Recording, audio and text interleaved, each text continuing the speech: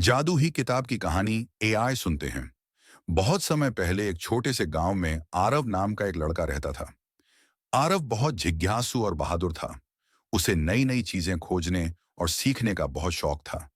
लेकिन गांव में ज्यादा कुछ खास नहीं था जिससे उसकी जिज्ञासा पूरी हो सके। एक दिन जब वह जंगल में लकड़ी इकट्ठा करने गया तो उसे एक पुरानी रहस्यमयी गुफा दिखी। गुफा के अंदर हल्की रोशनी चमक रही थी। आरव का मन नहीं माना और उसने गुफा के अंदर जाने का फैसला किया। गुफा में घुसते ही उसने देखा कि वहां चारों तरफ चमचमाते रत्न और पुराने खजाने पड़े थे। लेकिन उसकी नजर एक पुरानी और धूल से भरी हुई किताब पर पड़ी जो एक पत्थर के ऊपर रखी हुई थी। वह किताब बाकी खजाने से अलग लग रही थी। आरव ने वह किताब उठाई और उसके पहले पन्ने को खोला। जैसे ही उसने पहला पन्ना पलटा, अचानक किताब से एक तेज रोशनी निकली और एक जादुई आवाज आई। जिसने भी इस किताब को खोला है उसे जादू की शक्ति मिलेगी, लेकिन इसका सही उपयोग करना जरूरी है। आरव पहले तो डर गया, लेकिन फिर उसने सोचा कि यह किताब कितनी अनोखी और शक्तिशाली हो सकती है। उसने किताब के अगले पन्ने पलटे और पाया कि उसमें कई जादुई मंत्र और शक्तियों के बारे में लिखा हुआ था। उसने एक मंत्र पढ़ा और जैसे ही उसने उसे दोहराया, सामने एक छोटी सुनहरी चिड़िया प्रकट हो गई। वह चिड़िया बोलने लगी, मैं तुम्हारी मदद के लिए आई हूं। इस किताब से तुम्हें जादू सीखने में मदद करूंगी। आरव और चिड़िया हर दिन किताब से नए नए जादू सीखने लगे। आरव ने पाया कि इन जादुई मंत्रों से वह पेड़ उगा सकता है, पानी को सोना बना सकता है और जानवरों से बात कर सकता है।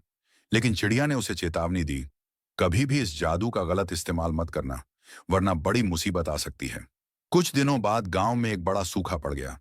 खेत सूख गए, लोग भूखे प्यासे हो गए। आरव ने अपनी जादुई किताब से मदद लेने का फैसला किया। उसने एक मंत्र पढ़ा जिससे गांव के ऊपर बादल छा गए और खूब बारिश होने लगी। पूरा गांव खुश हो गया और आरव की बहुत तारीफ करने लगा। लेकिन उसी गांव में एक लालची आदमी था जिसका नाम रघु था। उसने जादुई किताब के बारे में सुन लिया और उसे चुराने का प्लान बनाया। एक रात जब आरव सो रहा था, रघु ने किताब चुरा ली। उसने किताब खोलकर उसमें लिखे एक खतरनाक मंत्र को पढ़ा। जैसे ही उसने मंत्र पढ़ा, किताब से एक बड़ा और भयंकर दानव निकल आया। दानव ने रघु से कहा, तुमने मुझे बिना सोचे समझे बुलाया है। अब मैं तुम्हारे साथ साथ पूरे गांव को बर्बाद कर दूंगा। रघु डर के मारे कांपने लगा। उसने आरव से माफी मांगी और मदद की गुहार लगाई। आरव ने अपनी जादुई चिड़िया की मदद से एक और मंत्र पढ़ा, जिससे दानव फिर से किताब के अंदर चला गया।